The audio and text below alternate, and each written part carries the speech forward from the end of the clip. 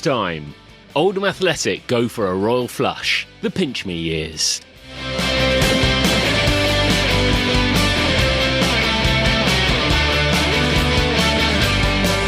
it's no, nay, never.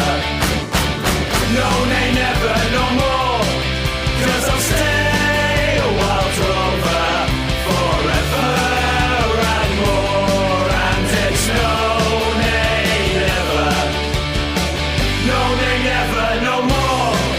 'Cause I'll stay a wild rover forever and more.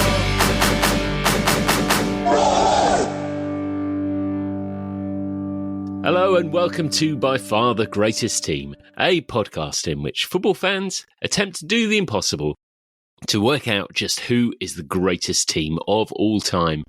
My name's Graham Dunn, fitting in Oxford United references where they don't belong, and joining me, the king of data himself, it's Jamie Rooney. Yeah, these titles are becoming a bit embarrassing now. The king of data. I mean, I'm just kind of living my perfect life through shaping my own perfect life with these podcasts and having you supporting me on that by, boosting my ego. So I appreciate that. King of data. As long as it's better than your European Champions League FA Cup coefficient, which you try to create. Elaborate system which seemed to have, as all good data has, the starting point is, I want to prove that Man United were unjustly, or Man United's treble was better than anyone else's. How can I work this out backwards? Yeah, the data doesn't lie. The data is always accurate. And that system will be coming back. I'm refining it. And that system that I created that, coincidentally, showcase United, Manchester United of 98, 99 is the greatest football team, was just coincidental. It was just the data just aligned in that way. Yes, okay. Well, we'll let you have that. Today we're not talking about this great team from the Northwest and from Manchester. We're talking about a different one. We are talking about a golden Oldham Athletic team. And joined this week by Declan Clark. Hi, Declan. Hello, chaps. It's nice to be back.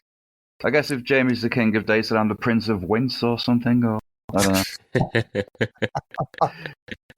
Declan, of course, you were on the pod previously for Everton and the great Howard Kendall years. Since then, Everton has somehow managed to survive in the Premiership again and continuing to be in broadly a similar position so far, although actually creating some chances, I think, this year. We are, but let's not tempt fate, guys, because there's rumours of the Premier League deducting us points, although we'll see what happens there. Fingers crossed they don't. Seems harsh for them to deduct points. Everton are pretty good at throwing them away on their own, aren't they? But yeah, we don't need the Premier League's help, do we? I mean, we're doing this just after the derby, obviously, and a bit difficult playing 10 against 12. But we should be used to it now, really, shouldn't we? So Everton, though, are particularly relevant to this Oldham side because of the player links and the manager links that roll pretty much all through this side, don't they? They do indeed, and as you say, it starts from the manager himself with Joe Royle, who obviously Everton legend. From the age of 16, he was actually the youngest player to play for Everton until James Vaughan came along. In fairness, he got absolute pelters when he first started because he wasn't Alex Young. It was just as simple as that. But he won the fans over. Big Joe, as we called him, for obvious reasons. Telly Ed, as the neighbours called him, for less obvious reasons. And yeah, he was a great servant to us until Billy Bingham decided he didn't fancy him and bought Bob Latchford and moved him on to Man City, where he had a great career as well. I think it was about 5-6 seasons there. Until the injuries caught up with him. He had a little spell at Norwich, and basically that's where his knees fell apart.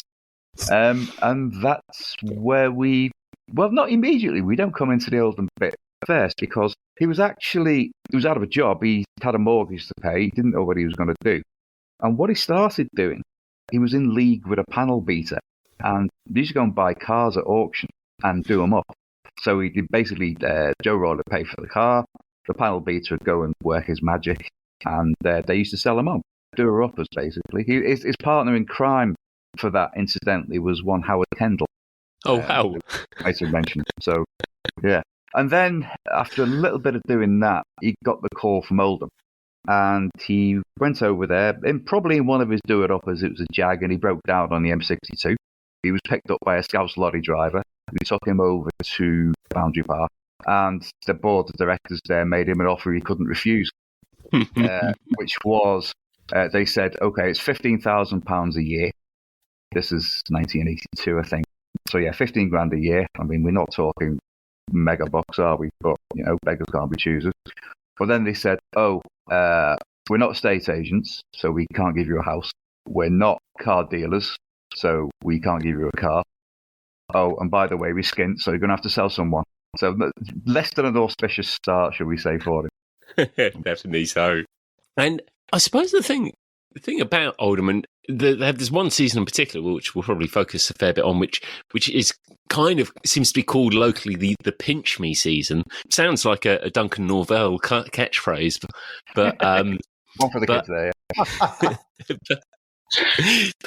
but it does reflect that Oldham, prior to Joe Royle arriving, were not a team that had really troubled football's higher echelons. The season before the First World War, the last season, they actually finished second in the First Division. Yeah, I mean, it's the highest place they've finished in their league history, and Declan will absolutely know that they were pipped to the league championship in that league season in 1915 by Everton, and it was on the final day of the season. It was a 46-game season, so it's a big season, and obviously it's been played during wartime, so the fixtures are all over the place. It starts in September, it finishes in April, and the games are all over the place, even played on Christmas Day. And going into the final weekend of the season, Oldham Athletic are level with Everton. They've got 2 home games, Chelsea and Liverpool, and they really only need to take probably a point or two guarantees it, but they fail to win both games. And the way the league season was designed, they lose to Liverpool in the final game, and they're level on points, I think, with Everton at that particular moment. So Everton is just playing the next day against, I think it's Chelsea, and they just need to get a point, which they do. They come from 2 behind, they draw 2-2, they get their point. They had the best goal differential as well, which was how goal average was decided at that particular point in 1915. Yeah, and then they lose out. So they came within 2 points out of 4 in 2 home games. Maybe if they had the plastic pitch back then, history could have been a bit different. But they pipped out. I think Everton went on and won their second ever league title. And that was possibly the last time the neighbours ever did us a favour. 2-0 at Boundary Park. Just to mention as well, we won the league in the last season before the Second World War started. So if Everton do win the league again, just be careful, because we could be facing World War III. With everything that's going on in the world now, I think everyone will be happier with a typical Everton season this season, please. Yeah, a point deduction will be welcome, possibly. I'm feeling more secure about a World War than I ever have done in the last few weeks. Not happening. And so after that second place, Oldham spend most of the next kind of 60 years kicking around in the lower leagues, don't they? Yeah, they do. They're generally in Div 3. They have a spell in Div 2. Tier 2, Tier 3, as we like to call them, Graham. And it's not really until when Joe Royle arrives, and it's quite interesting listening to Deck saying that he broke down on the M62. I think he spent most of his time when he wasn't at Boundary Park on the M62 between other football grounds, because as we're about to discover, most of the players he captures are within the M62 area as well. So he definitely has a fondness for the M62. But yeah, Joe Royle changes the fortunes of Oldham Athletic, and it's a period that is the greatest period in Oldham Athletic's time. And once Joe Royle has moved on, it's never repeated again. So it's one of those classic scenarios where an individual is having a massive impact on a football club with a long history. And did you notice the individual who tried to change Oldham's fortunes in the 1960s? Yes. So, yes, I unbelievably, I had no idea about this. The lovable Ken Bates himself, yeah. Ken Bates was chairman of Oldham. How did this happen? I have no idea why, but he was there for about 5 years, wasn't he? Yeah, 5 years. 5 years. It didn't seem to do much. I suppose what is interesting, or the other thing that sort of struck me, and particularly when you've seen what's become of Oldham, and there's a sad resonance to the story when over the last few years in particular, but of that whole period of managerial changes and uncertainty and so forth. But in fact, you had this period where first you had Jimmy Frizzle there for 12 years, and then Joe Royle there for 12. You had like two managers for 24 years at Oldham. Unbelievable period. As you say, I mean, Royle's tenure coincided with possibly the most consistently successful period of their history. Jimmy Frizzle gets them promoted to the second tier, but it's really when Joe Royle takes over that a momentum starts to happen, isn't it? Yeah, I think that's right. And I think because he'd been in the game that long and he had so many contacts, and he had, I did mention about his little business as doing doer-uppers for cars. He basically did the same for players. That's how he built his squad. He was he was looking around for players who were not given the love that they might have had at their existing clubs. He had pretty useful contacts into the reserve teams around the northwest as well. I think he knew Man City and Everton's reserve team fairly well, and he knew the players that he could potentially make into quality players. And I think it was that opportunism that he used to take a player. I mean, this is reserve team football in the 1980s. It's not the most glamorous football to play. It's not organised like it is these days with the 23 leagues and, mapping the Premier League. This was really rough and ready leagues in local areas. And I think his eye for detail and I think he definitely, I mean, Declan would know this from being an Everton fan and when Joe Royle was in charge of Everton, but he definitely had a way with words. He definitely had a charm about him, probably still now, but he definitely had a way to convince people that they probably were better than what they thought they were. And I think he used those tactics in order to get to prize some pretty talented players away from the bigger teams as they would have been then. He was a sort of manager who his preferred method was, you'd say, more the carrot than the stick. He was the kind of manager who put an arm around a player, who was very empathetic. The players he brought together, they were sort of a very special group, and they all got on really, really well together, which is unusual for an entire squad to get on together the way that this Oldham squad did. I mean, you normally have a couple of cliques, maybe 5 or 6 players who sort of get on, but this was the entire squad. I mean, it was certainly something Royle encouraged. He very rarely shouted at his team, and he would never speak ill of officials either, until he got to Everton, of course. And he went back. then it all changed. Yeah, the stakes are higher, but I suppose he had more to moan about. There's another kind of similarity with that Everton team that we were talking about, the great Howard Kendall team, with the team that Joe Royle put together, which is it's really young as well, isn't it? Yeah, it's average age about 23, 24, something like that. In the 89-90 season, which we're going to obviously centre around, it is that particular age group. We got some very young and fresh players. With the average age going up with Andy Ritchie, who obviously probably looked older than anyway, probably wasn't that much older himself. And also Roger Palmer. I mean, Roger Palmer spent, I think, 14 seasons at Oldham Athletic, and he was there from the very early 80s. So, he's getting towards the twilight of his career when he's making really important contributions to this 89-90 team under Joe Royle, scoring crucial goals in key games. And has there ever been more than a one club journeyman centre forward, if that makes any sense whatsoever? 14 seasons at one club is incredible. It was an extraordinary season that they go through, and actually, it's the cup football which makes it so special. There's obviously an argument that then being in the cups, they would have probably pretty soundly got promoted. I think it wasn't the biggest squad that they had. I mean, by today's standards, you look at it, you think, man, that is absolutely paper thin, that squad. They said they didn't basically, they ran out of players towards the back end of the season. I mean, the fixture pilot was absolutely horrendous. As we've mentioned, 65 games that season. a couple of replays in the cup competitions as well, which obviously isn't going to help. I think in the last 2 months of the season, they probably played about a dozen league games in that time. They were playing a game every 3 days. I counted that they played 9 games in April, 2 semi-finals and 1 final. So they're pretty high-profile games. May that was easier. They only played 4 games. They did play them in 1 week in May. 4 games in 1 week. Yeah, and it did cost their chances of promotion that season dearly as well, as you guys have alluded to, because they're in a position with 3 games to go that if they can win all 3 games, they would make the playoffs. And then obviously they go in and potentially play another set of games, but being in the playoffs and with the cup mentality that they had and the plastic pitch that was definitely an advantage for this particular season, who knows where it could have taken them.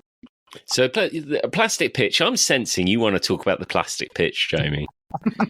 Well, I loved it when we talked about the great Luton Town team of the 1980s and the Jigger Joy with David Pleat. I don't think it should be understated. It was one of those things where at the time it really divided opinion, because some people saw it as the future of football, not too many groundsmen probably, and some people just hated it and saw it as the destructor of football. But it was a period where plastic pitches were becoming quite common, and we talked about this before with Luton in terms of the advantage, and for Oldham it definitely was an advantage. And I picked up some of the stats that I did for Luton Town in terms of like being unbeaten at home. And there is an uptrend. So the plastic pitch was installed in 1986-87 season. Prior to that, the first 2 seasons, their unbeaten record at home is 67%, and then it rises to 81%. So there's a bit of form there. And then through the years of the plastic pitch, their unbeaten record at home doesn't drop any lower than 83%. And for 2 seasons, then the season we're talking about here, 89-90, it's 96%. They lose 1 home game. And a lot of their cup games are played at home as well.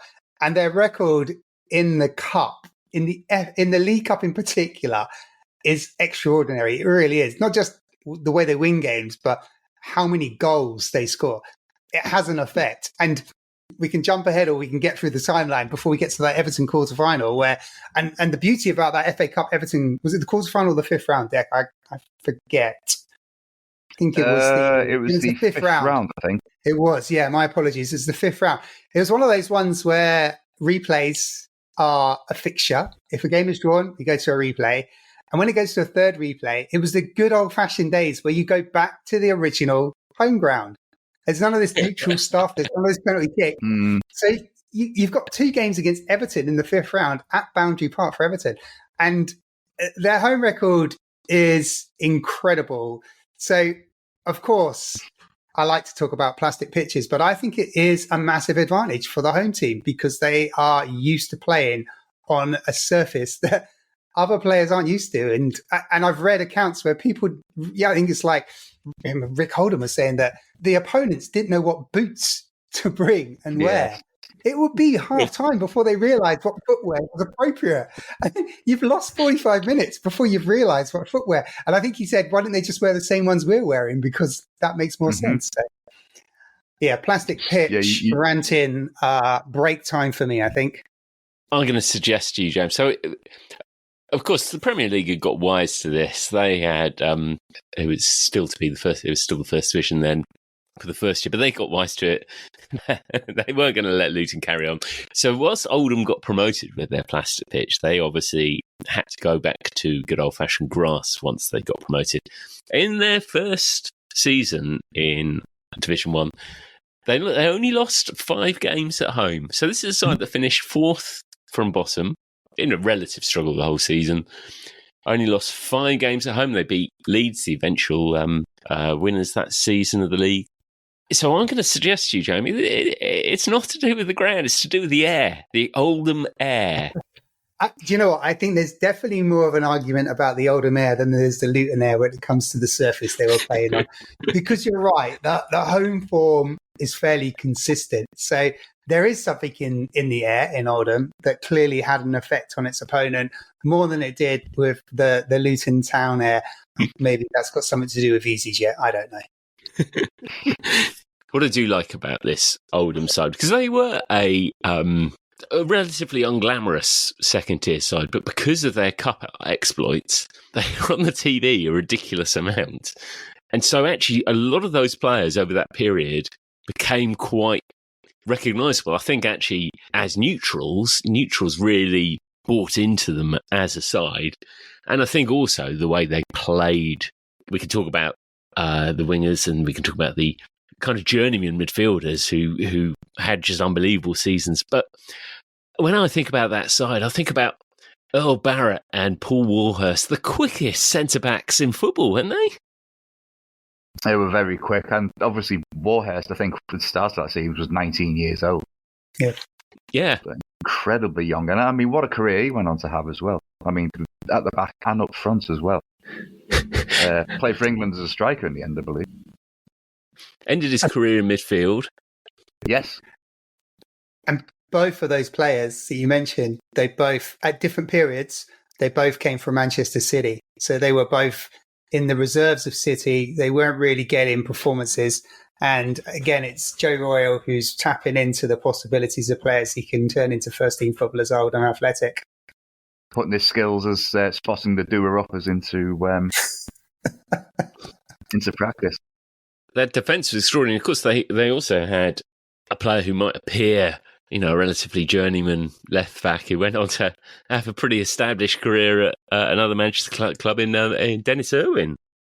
Yeah, they snatched him up quite early, Dennis Irwin, a few seasons before their glory, and also Andy Ritchie from Leeds as well. So they've taken, again, it's the same theme. Joe Royle clearly doesn't like to travel much. And when he's doing his scouting missions, he doesn't want to be away from home for too long. And he's taken two players from Leeds. But yeah, Dennis Irwin was a fantastic football player. Probably understated quite a lot, to be honest. I mean, the qualities he's had. I mean, he was the first player I can remember that was a right-footed left back consistently. Would rarely play at right back, but had a right foot, which just showcased the qualities of that player. And he played on the same side as, in terms of the pitch in the system, which was roughly 4-4-2 or 4-2-2-2, with Rick Holden, who, I mean, if you could be a player, you want to be Rick Holden, right? You want to have that odd gait that he had in terms of his movement. But I mean, it was almost Chris Waddle in terms of his qualities, but there was just something about him where he could take players on, he could cross the ball, he could, do special things with one touch, he could score spectacular goals. So Rick Holden, he was a classic kind of journeyman player. A mutual friend of ours, Jamie Martin, a big Watford fan. Rick Holden played a year at Watford before he joined Oldham. I mean, I don't think I've ever known him more obsessed by a player than Rick Holden. He absolutely loved him. And I think there was just something, I guess he was a properly old-fashioned winger, wasn't he? Is that the appeal of him, Declan? I think so. I mean, a lot of the goals that Oldham scored came from crosses from that left wing, high hanging crosses to Palmer and to Marshall. He was great on that side. I mean, just those pinpoint crosses that he could put across. It's strange because a lot of them, he wasn't exactly one to go bursting for the byline, but he just had enough skills to just take it out on the left, cross it over, absolutely pinpoint accuracy, and usually Palmer or Marshall would be on the end of it. I think he had lots of qualities there. I think it wasn't just, his brilliance to just get balls in from anywhere on the pitch. And that was a feature of this Oldham Athletic team, balls into the box. It was a feature of English football back then as well, balls into the box. But it was his ability just to skip round players with it looked like ease. I mean, he could just jink it between his left and right foot, contort his body in such a way where there wasn't a space and suddenly there is a space and he's left players in his wake. Yeah, I mean, it's just one of those ones. I think if you had a Rick Holden playing today, he probably will look out of place, but he would definitely be a cult hero in the same way that Martin would be loving him then. I think football fans will be loving him now. I did him a little bit of a disservice there, really, and just maybe it sounded like I was suggesting he take it out and just hang crosses over. I mean, it's more to his games than that, but it was more to Oldham's game than that generally. I mean, they were direct, but not in a hoofball way. They were direct in a very swashbuckling way. There was a lot of pass and move going on. They had to be very fit to maintain that. They didn't sort of dwell on it too much. You wouldn't get people jinking away. It'd just be like a couple of control, a couple of passes, bang, bang, bang, bang around the pitch. And they were very, what's the word? Buccaneer, I think, would be a good way to describe the way they played. Buccaneering is it, actually. They really went for games. This comes a bit back to, and we'll talk about some of those home games, the way and the manner they won games. They did score a lot of goals. The other thing with Rick Oldham is not only could he skip past players, seemingly at will, he was able to do it for 65 games. You know, I think he played all but 2 of Oldham's games that season for a winger who's presumably being kicked. It's pretty extraordinary, really. You had, I think, Neil Redfern on the other side. Redfern was. Yep, Redfern. I was going to say he's just the very definition of a journeyman, wasn't he, Redfern? I mean, the number of clubs he had, he was everywhere, wasn't he? I think his longest spell was at Barnsley, probably had about 4 or 5 seasons there. Again, you know, a journeyman footballer, but you know, absolute gem for Oldham. As you say, we talked about Palmer up front in his later years. Andy Ritchie, who was a goal-scoring machine that year. Frankie Bunn, who we're going to talk about a particular game, I suspect. Frankie Bunn. And Ian Marshall, who was a kind of in the same way. So Paul Warhurst was a centre-back who ultimately, after leaving Oldham, became a striker. Ian Marshall, did he arrive because he was at Everton, wasn't he? And yeah, came as a striker. And I think he went the opposite direction, didn't he? He went to the back. Yeah, he went centre-back, didn't he? Yeah, curious reversal, really, isn't it? But yeah. But I mean, Marshall himself, he scored a lot of goals and he made a nuisance of himself up front, especially against us, unfortunately. I mentioned Frankie Bunn, and we should probably talk about some of these games along the way, the cup games in particular, which are pretty heroic. So Frankie Bunn gets the season off to a brightish start with, I think is it against Scunthorpe? Game we're talking about, aren't we? Scarborough. Yeah. And he scores 6 goals, just the double hat trick. So they beat Scarborough 7-0, having dispatch leads in the first round, and then they beat Arsenal at home 3-1. Pretty impressive. That must have been George Graham's Arsenal. It was George Graham's Arsenal, yeah. Graham was very magnanimous. He was very effusive about Oldham. He praised them and he said they were just a far better side than us. As simple as that. Nothing to do with the pitch, just best than us on the day. I think I've read a story. He might have been Holden, actually, Rick Oldham.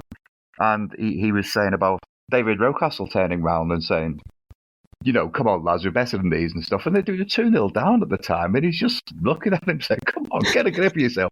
You're 2-0 down and all of a sudden you want to start playing. It's like 65 minutes in or something. It's quite an early era for televised football as well. And I think this game was, I don't think if it was live, but it was definitely shown as a highlights game in the evening. And it was extended highlights. So I think this is really where television and football are really starting to shape a relationship. And I think Oldham, I think the players just loved it. I think they loved the attention. And I think they loved the idea that they could take on these top tier teams. And they do this in both competitions and do it in front of a bigger audience than just the 9 or 10,000 they were getting at Boundary Park. So I think they've rose to that challenge, whereby Arsenal, they've just won the league championship the season before in the most dramatic way. And they're used to the coverage. So I think Dec is absolutely right. I think Arsenal may have travelled with a bit of complacency. And I think I read similar comments, Dec, where you got the classic kind of north-south divide. And it's like, Oldham players are referencing that they don't like coming up north. That kind of mentality. Don't like it up. And maybe there is some truth in that. The Oldham Air again. Oldham knock out Southampton on a replay in the next round. Then we get 2 in the quarterfinal. Then we get to this semi-final against West Ham. Now, West Ham, in fairness, West Ham are a second-tier side as well. Lou Macari's manager at the time. There's one thing you would be after, isn't it, as the away side going into a two-legged League Cup semi-final? Just leave it open for the second leg, and it gets smashed. Well, West Ham gets smashed 6-0. I mean, that is quite something, isn't it? 6-0 in the semi-final. Yeah, it's unfortunate. Who were the scorers in that one, Jamie? Do we know that? Good question. Andy Ritchie definitely got a couple in that one. I think Holden and probably, I think Henry. So Ritchie definitely gets 2. No Frankie Bunn? Not this time? Frankie Bunn's career was quite short. I mean, Frankie Bunn has got this incredible 6 goals in a League Cup match, which is still a record today, and I don't think it will ever be beaten. Well, maybe Haaland possibly could beat that. I mean, he's the only real player out there that could stand a chance of scoring more than 6 goals in a single game if City get the right draw. But yeah, I mean, his career finished shortly after this season. Yeah, I think he retired. It didn't start long before this season as well. So he's one of those obscurities. He's famed. And I remember as a kid when he was scoring his goals, listening to it on the radio coming through that, and there was this whole kind of excitement gathering because he was scoring. Once it got to the 4th goal, it's like, is he going to keep going? And he does. But his career was very short. And the strange thing, which you may or may not know, is that, and I'm worried about you making this up, but I'm sure I heard it, is that Paul Scholes, and he asked him who his favourite player was, and he was expecting to say, a Zidane or something like that, and he said Frankie Bunn. I mean, him being an Oldham lad himself, but he really did. He loved Frankie Bunn. Yeah. People are like, who? That is too good. I mean, Scholes at the time would have been an Oldham fan. He would have been a young teenager, less than that actually. So he would have been an impressionable age. So, if a player scores 6 goals in a game, it's understandable that it's going to stick in your head and it's going to inspire you. So, albeit he should really revise his answer to that question now. I like to think that in sort of Paul Scholes' precious room where he's got all his mementos from a career across the thing, he's maybe got an old Frankie Bunn shirt that he managed to get off him at some stage. A VHS of the highlights of that match, yeah. It was Andy Ritchie who was scoring the regular goals. I think he had scored in every round of the League Cup, which probably ends in the semi-final, where perhaps this does suggest something of Jamie's view that the plastic pitch might have helped, because having won the first leg 6-0, West Ham promptly win the next one 3-0. So it's sort of slightly surreal. I mean, it's the only time I think you get a 6-3 scoreline. And if you're looking at that from afar, maybe the first game was 2-1 and the second one 4-2 or something. 6-0 and a 3 and a 0-3 seems a bit odd, doesn't it? And to flavour that, they play 9 games in the League Cup in this season, just to kind of give you a bit of flavour. So they have 5 of the 9 games at home, and we know that one of them's at a neutral venue, which is Wembley, where they play Nottingham Forest in the final. And they win all 5 games at home, and they score 20 goals in the 5 games, an average of 5 a game, and they concede just the 2.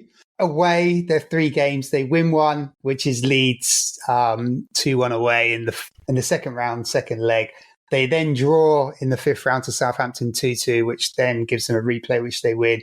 And then you've got this West Ham game where they are beaten comprehensively 3-0. And, trying to recover a deficit of 6, I don't think it's ever been done in football history. It's no Deportivo La Coruña versus AC Milan. And all the while this is going on, but they're also doing it in the FA Cup at the same time. It's absolute madness. And do you know what? It comes out of nowhere, because if you look at Oldham Athletic from 1984 through to the first Premier League season, 92-93, in the FA Cup, they failed to get past the 3rd round in every one of those seasons, apart from the one where they get to the semi-final we're leading up to, and once when they get to the 4th round. So they're falling at the first hurdle pretty much every single time. And the League Cup is almost the same. They're falling at the first, second, and occasionally the 4th hurdle. So to get to the final, these 2 cup runs have absolutely come from nowhere. There is nothing in the recent history of Oldham Athletic under Joe Royle to suggest that this team could go on any form of cup run, let alone 2. I think partly, as we sort of touched on earlier, that was partly down to that camaraderie amongst that group of players. Is it time that we talk about the Tuesday Club now? Yes, go on. So, as we said, they were all very good friends to the extent that on Tuesdays they would do a double training session. So you have 2 sessions back to back. If they didn't have a game, they'd get the day off on the Wednesday.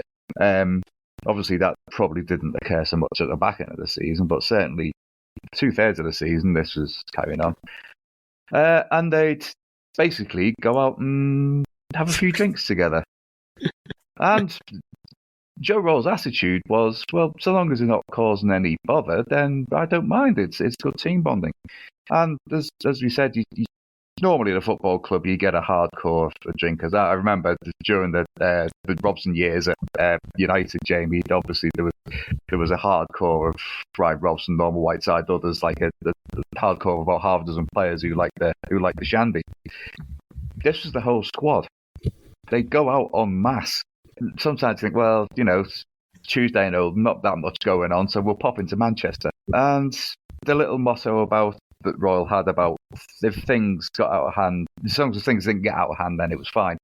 Sometimes things got a little bit out of hand, and there were little incidents. There was a nightclub owner who was threatening to call the police and stuff. But again, the contacts Royle had, he had a lot of contacts in Manchester amongst all the nightclub owners and stuff, and he'd intervene and nothing had happened. There was one incident. There was an unnamed player who someone threatened to kneecap him. I'm not sure what that was about, but obviously there was some hijinks going on. But yeah, I mean that kind of thing. The fact is that it obviously didn't affect them in terms of physical fitness. And one thing maybe we should touch on as well. I mean, yeah, they like the drink and stuff, but they had Willie Donachie as their coach, I believe. And he'd been to America, and he brought a few little things over with him, which were unusual for the British game. He'd train them in this high-intensity style that he played, but also to sort of stop them getting the soft tissue injuries and that. He introduced yoga into the training routines, and he used to, which, it was pretty far-sighted for a football club in that era. And he incorporated that into the training regimes, and that must have helped them along the way as well. Because of all of that, you've got a tight-knit group of players who, they all look after each other. They're all physically fit. They all trust each other, and that took them a long way that season, definitely. Come back to what Jamie was talking about earlier, there's a point to which they're a young group as well, and they're sort of having the time of their lives in terms of they're definitely having the season of their lives. They're getting these unbelievable results. They're on the telly a surprising amount for a second tier side and for Oldham Athletic. Not one of the glamorous sides of league football. And just to cut in on that, Rick Holden got on a Question of Sport, so obviously they must have captivated some attention there. Do you know what? That is a brilliant bit of research. I'm noting that down. How many second-tier footballers have appeared on Question of Sport? That is fantastic. Yeah. They also, around this time, they do some of the Oldham players do a photo shoot for Shoot magazine with the Inspiral Carpets, who from Oldham. are also from Oldham, riding high at the time after one of their first hits. I think it was after This Is How It Feels. So now, I've only read that this photo shoot happened. I need to do some research, and if anyone out there stumbles across the Inspiral Carpets Oldham Athletic photo shoot, I would love to see that. But that plays into this idea that you have this team that are doing something that they could never have believed, and I think that just gave them this extra belief to go on and keep defying the odds. And it's unbelievable to have got to get to the final of the League Cup, but they get to the semi-final of the FA Cup. And that's and this is 1990. This is a time where teams are taking both tournaments, but particularly the FA Cup, seriously.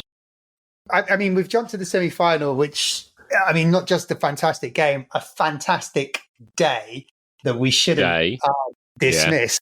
But we really But- should. We alluded to it, and I think it's only right. And I'm so sorry, Declan. It feels like bad manners. I mean, the quarterfinal with Everton is incredible. I mean, Everton had got to the final the season before. Everton was still, at this moment, a big force in English football on a slight decline. And we've talked about that previously in the Everton podcast we had with Declan. But, I mean, 3 games it takes for Oldham to get past Everton, but they're all very narrow results. And I think it comes down to a blunder from the Everton defence that gifts Oldham the opportunity to progress into the quarterfinals. Is that fair, Dec? We're talking about the second replay, aren't we? And the Neil McDonald show, yeah. So yeah, a pair of blunders actually. But we'll wind back. I mean, the first leg, they Everton should have been away and out of sight. I mean, we're 2-0 up at half time, and then the referee. I'm back on dodgy refereeing decisions again, aren't I? But if you look at it, that penalty, oh my goodness me. It's just, how's he given that? I mean, Palmer goes over, I can't remember who the defender was. Palmer goes over his legs. He's not even anywhere near the ball. The ball's gone to another player, and the ref blows up. You know, Oldham got back into it. The next leg at Goodison, we did everything but score. And eventually, and I will concede, it was a dodgy penalty. Oldham gone ahead and we got back with a dodgy penalty again. I don't know whether it was the same referee, but... and then the second replay, back at Boundary Park, back on the plastic pitch, Neil McDonald makes an absolute hash of things. One's from a sloppy back pass, and the other one is he hauls Marshall down and Marshall's going nowhere. So, and just gifts him a penalty. This is... Sorry, we're talking about Oldham. This is a nice story, isn't it? I'm not going to ruin things by. And they then go on to play Man United in the semi-final. And Jamie, as you alluded to, it won't seem that much now when you can have a Sky Sports package and watch all of this stuff at the same time. But on terrestrial TV, to get in my mind, I always remember it wrongly. Because I always think that the snooker was on, and that actually doesn't start till the next weekend. But it's the Grand National. I think it's the Grand National is on the Saturday. Not something I actually care about, but but it was still an institution at the time. You had the Augusta Masters, which the BBC still had live. So you had both of those on the Saturday and the Saturday night, and then you had the Augusta Masters continue on the Sunday. In the morning, you'd had the Liverpool Palace Alan Pardew 4-3 as one semi-final, which was already the most extraordinary game. And then to have, I think that was on ITV probably, and then you had BBC then showing the other semi-final. So again, to have both semi-finals on terrestrial TV was bizarre. But by this stage, I mean, obviously the story's been written. You're not going to be able to match the drama of the Palace-Liverpool game. And Oldham United goes and does it, doesn't it? It's a big statement, but I think this is the birth of what we now know, and Graham, you alluded to, of Super Sunday. I think this is where the idea came from. Both semi-finals had never been televised live until this point. This is the first time in English football history that both semi-finals are being televised live. Previously to that, they were kicked off, I think, on the Saturday, generally at the same time, at 3 p.m, and they were just covered by your classic radio coverage. But because of the disaster that had happened at Hillsborough the year previously, and obviously there's an eye on making sure that such an event never happens again, and a lot of things came out the Taylor report that rectified that and allowed fans to go and watch games in a safe environment. The FA were conscious, and so they wanted to make sure that they had the biggest audience possible, and so they came to the decision to show both games live. And the Palace Liverpool game is fantastic. I mean, as a Grand National fan, my dad loved horse racing, and it just grew on me. As a massive Nick Faldo fan, and as a Manchester United fan, I don't think I've had a better sporting weekend in my life. I can't remember who won the Grand National. I don't think we had money on it in our family, but we still have the big event with the sweepstake. And then you go into the Sunday, and as a United fan, you watch Crystal Palace, who had been beaten 9-0 by Liverpool earlier in that season, do the impossible and beat them 4-3. And you're right. I think the BBC were thinking, we can't top that. Oldham, Manchester United cannot top that. And they probably don't top it, but they come incredibly close. And the 13 goals scored in those two FA Cup semi-finals was the most that's ever been scored in 2 games. And that record still stands today in terms of 13 goals in 2 FA Cup semi-finals. And then for me personally, Nick Faldo retains his US Masters.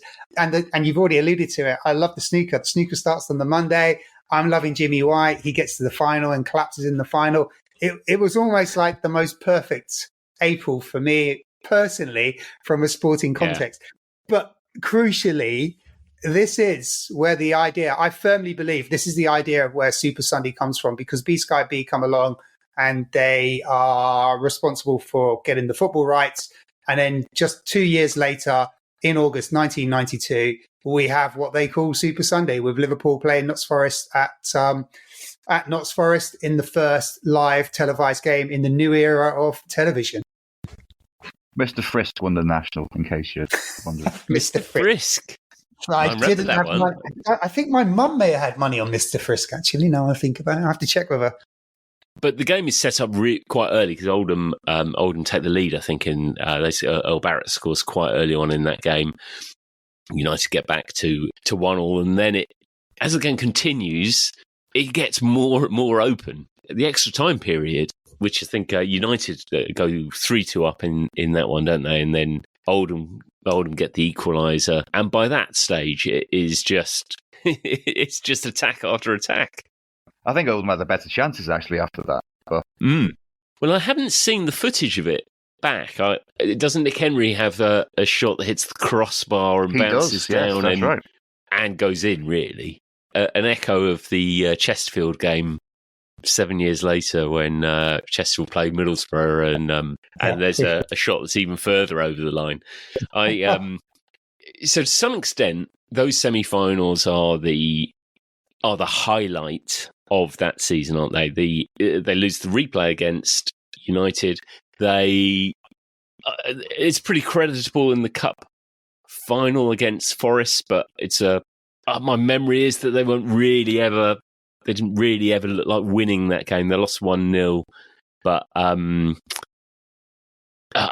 memory of that game was. Is it possible to have a memory of a game that it wasn't very memorable? Funnily enough, I mean, you're kind of right. I think it was a bridge too far for them in the end. But we talked about some of the innovations for TV coverage of football. This is also the sort of genesis of the data era and stats in football. Joe Royle's son had started working for Prozone, who just started up there. And after they analysed the match, they said, "Look, we've battered them in every department." So really, I mean, it wasn't a classic. There weren't a great many chances, but I do remember Oldham having a couple of chances. And in many respects, looking at the stats from it, they were the better side. But there's one statistic that really counts in football, and unfortunately, they were on the wrong end of it. That must be the only Wembley Cup final appearance Oldham have made in modern history, maybe ever. Yeah, it's the only one. They've never made a major final before or since, and they came within a whisker of making 2 in the same season, and that's incredible. But I temper it a little bit because it's not massively unusual. I mean, if you fast forward 10 years to 2000, Tranmere Rovers are in the second tier. I think they finished 13th in the second tier, so they're not really threatening to get promoted. They get to the League Cup final where they lose to Leicester City, and they get to the quarterfinals of the FA Cup in the same season where they narrowly lose to Newcastle United 3-2. So it's a rare thing to happen, but it's not a massively unusual thing that Oldham Athletic have done here. Other teams have come similarly close. Well, in fact, Bradford City did it relatively recently. Did they beat Chelsea in the FA Cup? Or they came close? I think they got to the quarterfinal of the Cup, and I think they got to the final of of the League Cup as They well. got- And they They got to the final of the League Cup and they lost 5-0 to Swansea City. But the season they beat Chelsea was a different season, I think, in the FA Cup. And the League Cup final you talk about, they were a fourth-tier team when they got to the League Cup final. And I was fortunate enough to go to that cup final and watch it, Swansea versus Bradford. And it's one of the things that stick in my mind. At 5-0 with hardly any time left in the game time, and Bradford City had brought down a good 40,000 fans. They were on their feet. They were the noise in that stadium, and they're 5-0 down in a major cup final. So that, I think it was an incredible sight to see a team's fans still giving full support at the end of a long cup run. So that's one of the things that's coincidentally mentioned it, but it does stick in my mind. But yeah, I think it was different seasons when they beat Chelsea 4-2 in the FA Cup. So Oldham they lose the League Cup final on the 29th of April. Would have been a Sunday. Tuesday, the 1st of May, they're back in league action. They actually win that game. They win 4-1 against at home on their plastic pitch against an obliging Oxford United who failed to put up a... and there's the reference. He finally got there, Deck. He finally got there. He did. Over an hour and he got there. Well done, Graham. And, I think it's almost justified. They play again on the 3rd of May, 2 days later, draw that game. At this point, they're fighting to squeeze into the playoffs. And obviously, if they'd got results in those games, they would have. They draw 1-1 at home against Wolves on the 3rd of May. So that's Thursday. On the Saturday, they play away at Sunderland. And lose 3-2, and then on the Monday they play away at Bradford and draw 1-1, and they miss out on a playoff place. But that's 5 games in 9 days, and one of them's a League Cup final at Wembley, quite known as a sapping pitch, And this I think would have been games 63, 64, 65, 66 or something like that of a season in which I think it's 7 of the players play more than 60 games that season. Yeah. I think Erwin played all of them, didn't he? Did he play? Oh, that's unbelievable. He played every single game. Declan's already mentioned that the squad was quite small. I think they only used 22, 23 players. So, if you count every single position, you've only got 2 players for every position. So it's a tall order for those guys. Albeit we know their secret, the Tuesday night clearly was the thing that kind of gave them the energy to last the season. Yeah, the isotonic drink intake, yeah. But just winding back slightly to what we said about, such a feat not being unheard of in the modern era, but I think what differentiates Oldham from the others and makes them stick in the memory is just the way they did it, the way they played. That cavalier swashbuckling attitude they had, the number of clubs they took on along the way, the top flight clubs, and they turned them over. Everyone remembers the pitch, obviously.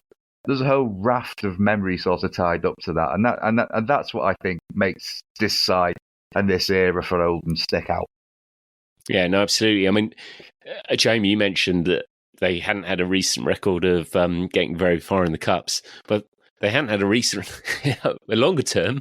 It had been 66 years since they'd beaten a top flight side. So, they hadn't had a record of beating anyone. And they beat 4 top flight sides across that period and almost beat a 5th in United, which is incredible. They did progress. I think that's what's pleasing about this story. They win promotion. They win the league the next year. Make it to the first division in 91, 92. And actually, in that first season, although they finish 4th from bottom, they stay up relatively comfortably. I think there's 7 or 8 points between them and the third from bottom side. And by this point, while they're starting to lose 1 or 2 of their brightest stars, the likes of Warhurst and Earl Barrett and Mike Milligan briefly. I knew this was coming. Yeah, so he sold Mike Milligan to us for £1 million. And to be honest, we'd have probably been better buying Spike Milligan than Mike Milligan. 17 appearances, 1 goal later, and off he went. He just didn't fit in, basically. So he went back to Oldham next season for £600,000. I think this is a theme, and this is why what we've referenced, and you guys have mentioned it, this is a special moment and a special group. And I think your Tuesday Nightclub deck, your reference is there because Rick Oldham himself, he goes, he's at the height of fame. He's on Question the Sport, as we've covered. He goes off to Manchester City. That's his big move. Within a season, he's back at Oldham. They go off, and whatever they've been able to do at Oldham, they can't reproduce, and they're back to their comfort zone where they've had their good moment. It's definitely true for quite a few of those players. I mean, obviously, Dennis Irwin goes on to good things. Paul Warhurst plays pretty much every position and plays for England. Earl Barrett, I'm not sure. He gets a big move to Villa, but I'm not sure that really worked out for him. He went to Everton after that. Oh wow! But this of course is where, well, what's evident in the initial period of Joe Royle's period at Oldham is that he's working around the M62. He's looking at clubs around Manchester and Liverpool. What can I take the best from that? But really, it zones in on Everton from this point on. The links between Everton and Oldham.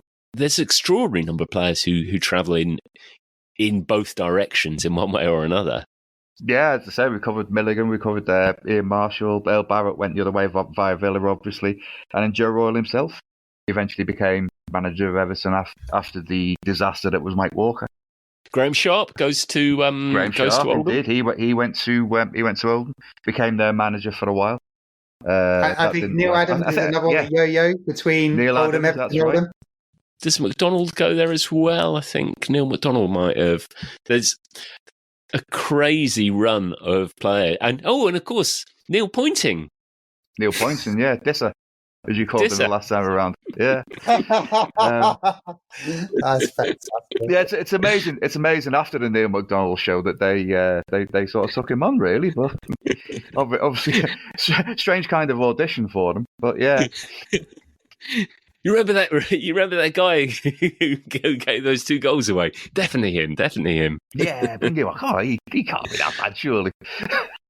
So Oldham, they have 3 years in the at the top level. They're lucky enough to be at the dawn of football with the start of the Premier League. So they are a starting member of the Premier League, and they survived that season as well. Albeit that was that took a bit of a heroic end of season finale, I think, to get through. I think they won that. I think their last 3 games to survive on goal difference. But Oldham fans will pinpoint the turn in fortunes and what's been a terrible turn in fortunes for them to their next brightest and biggest moments. They get to the semi-final of the FA Cup again, where they draw Man United again. It's a bit like poor Jimmy White ending up having to play Stephen Hendry each time in the finals. It's a bit harsh to get to 2 semi-finals. I mean, what we had, I always like to point out, Portsmouth, who do they get? West Brom in the semi-final and Cardiff in the final. But Oldham get to the semi-final, FA Cup twice, and they play Man United twice, and they so nearly get over the line, don't they, Jamie? Yeah, they do. And coincidentally, when we're talking about another game that I was actually at, the old Wembley in 1994, the first game, I mean, the replay was switched to Main Road. But I do remember that game, and I remember Oldham had a goal advantage. They held that through, I think, added time. I remember thinking the game was over and United were actually going for a double that season. And going into that game, there was confidence that United would just breeze past Oldham because Oldham were fighting a relegation battle and they were going to fall out of the Premier League with a lot of the players still from the 89-90 season in that side, actually. Adams, Holden, Roger Palmer was actually still there. And it was just a moment of absolute spontaneous brilliance from Mark Hughes on the very last kick of the game. The ball drops over his shoulder. He just does a classic Sparky Hughes volley. And he's levered it. And, United had no right to win that football match. Oldham should have won that semi-final. They were the better team in the first leg. And in the second game, they don't have a prayer. It's over before it's really started. And United cruised to a 4-1 win and do go on and do the double. But they were incredibly fortunate. I think Oldham were more unfortunate in the 94 semi-final against Manchester United than they were in the 90 semi-final against Manchester United. And there's an element to which that sort of breaks their hearts. Oldham, they failed to win any of their last 7 games after that cup semi-final. And does Joe Royle move to Everton at the end of that season, or does that come later, Deck? It was the next season. Walker was in charge of the first bit, and then Joe Royle took over. It's quite extraordinary, and not living up to his nickname. The goal scorer in both games, both semi-finals for Oldham, is Neil Poynton. Now, what are the chances of him having scored 2 semi-final goals? I mean, I've not followed his career religiously, but that's a trump card to pull out, isn't it? When people are coming up to him going, "Oh, hiya, Disser," Yeah. But hang on, I did score twice. How many semi-final goals have you scored? That's a useful comeback.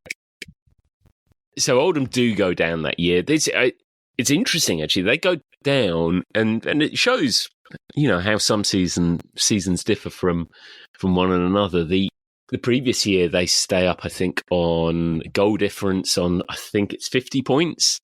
And this season, they go down on 40 points, which is, would rightfully, you'd think, put them second bottom. But actually, Southampton, who finished 5th bottom, they only have 43 points. So, out of those seven games, in fact, they lose that. They failed to win any of their last 8, because the game before the Cup semi is Man United as well, and they lose that. It wouldn't have taken much for them to get over the line in that season. I'm just looking at the squad for the next season, actually, where they kept a lot of the players on, and I think they were expected to do well and to come back, and that obviously didn't work out.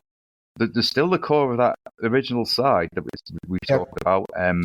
Paulworth's there, Holden's there still, Nick Henry's there. There's Andy Holden, he's still there. There's a lot. On paper, this looks like a really good squad, and yet they ended up finishing, I think, 14th in that table that year. Yeah, and this is before the Premier League were offering parachute payments. The Premier League was fair. That's right. Oldham, we shouldn't forget, are a founding member of the Premier League by virtue of getting promoted into Division 1 when they did in 1991. But there were no financial gifts being handed out when Oldham went down the way that there are financial gifts being handed out to teams that fall down into the Championship right now. And perhaps surprisingly, Oldham, who have that period of still being a big name or have a reputation behind them, it doesn't last, and they quite quickly go down into the bottom 2 leagues, and then we've ended up in a period of mismanagement of the club, and sadly, Oldham dropped out of the league in pretty horrendous circumstances last year, and now they are the first Premier League club to drop out of the Football League, although Luton so nearly could have that claim. And look at Luton, they're back. So we should put this side into its place of football greatness. Jamie, I should run through this again, shouldn't I? We have 5 categories of greatness, ranging from all-time greats up at the top. I'm not sure we're going to hit that one today. True greats, through to our middle category, which is a touch of greatness. Below that, edge of greatness, and then our blinkered greats for those teams that maybe aren't so great, but who live in the memory. Jamie, let's start with you. Where do you want to put this team? I'll start off by just giving a bit of a cultural reference. There aren't many. I mean, you can probably count on all of your fingers and toes how many plays have been written and actually gone into production based around football teams. Fever Pitch, Arsenal, we know that's a film and a theatre. production. You got An Evening with Gary Lineker around England, even Elton John's Glasses for the famed Watford season and Watford period in the early 80s, where they went to the FA Cup final and lost to Dex Everton. Now, Oldham Athletic this season in 2015, they had at the Oldham Coliseum, they had a theatre production of this season called Meat Pie Sausage Roll. And it's based around Amanda, who is living in the Oldham area, and she's getting married to a thief. And her dad, Mick, has been given the responsibility of organising and helping out with the wedding. Now, the wedding is happening on the very last day of the season in the 89-90 season. So you can imagine Mick, who's got two passions in his life, family and Oldham Athletic. And what the play clearly demonstrates is that the greater of those two passions shows itself as Mick doesn't take the responsibilities of the wedding as much as he should have, as this season intensifies for Oldham Athletic, putting a lot of stress on poor Amanda. So having a theatre production is quite a feat. However, even with that brilliant cultural reference, I still struggle to put this amazing and wonderful Oldham team any greater than blinkered greats. Declan. I can't believe you went through the pantheon of stage and screen references to football and didn't mention the Golden Vision. That's a new one for me. I can't. Go and watch it. Honestly, it's wonderful. Back to the script. Yeah, I think the thing that sticks in the memory. You think about this. That this side's come from very. I mean, they're traditional rivals who are around. We like looking at what Stockport, Rochdale, Bury, those kind of sides. They're in the sort of gravitational pull of Manchester Giants, City and United. The odds are stacked against them, and have been forever. You're talking crowds even at their height of maybe 12, 13,000. For this side to coalesce the way it did, and to give all of us so much pleasure, a fleeting pleasure, yeah, but so much pleasure in that space of time. Alex Ferguson called them the team of the season, that season that they reached those two cup finals. I mean, what better accolade can you hope for than that, really? So I'm going to be slightly more generous. I'm going to say this is a side that we're touching the edge of greatness. Yeah, within that middling greatness, the edge of greatness, the cusp, if you will. Cusp of greatness. I like cusp of greatness. We need another category. Cusp of greatness. They are edge of greatness all day long. Absolutely, all day long. They were at the actual start of the Premiership, but they don't go on the journey, but they're there for the beginning of that. They get to two semi-finals against Man United. That's classic edge of glory. And then, of course, you look at the players that they had, all those Everton rejects, who Everton rejects who, in many cases played out of their skin, and what Joe Royle managed to produce out of them. So, Mike Milligan is might be the prime example, but Neil Pointing, the absolute definition of edge of greatness. I think 2-1. I think we're in there. I think we're in that category, Jamie. I think you missed out this time. It is Joe Royle's Oldham Athletic edge of greatness. Well, I think we'll leave it there as we've gone on a fair bit already. Declan, thank you so much for your time and insight. It definitely helped that there were numerous paths to Everton, for better or for worse, on this story. Thanks for having me, guys. It's been a blast. Brilliant. Jamie, thanks as ever. Yeah, I really enjoyed it. I loved the idea of reliving the Super Sunday again as I crowded around my 24-inch TV, as it would have been then. to watch two amazing football matches and then Nick Faldo in the US Masters.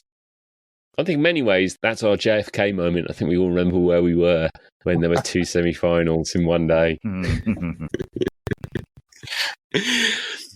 So that's all we have time for.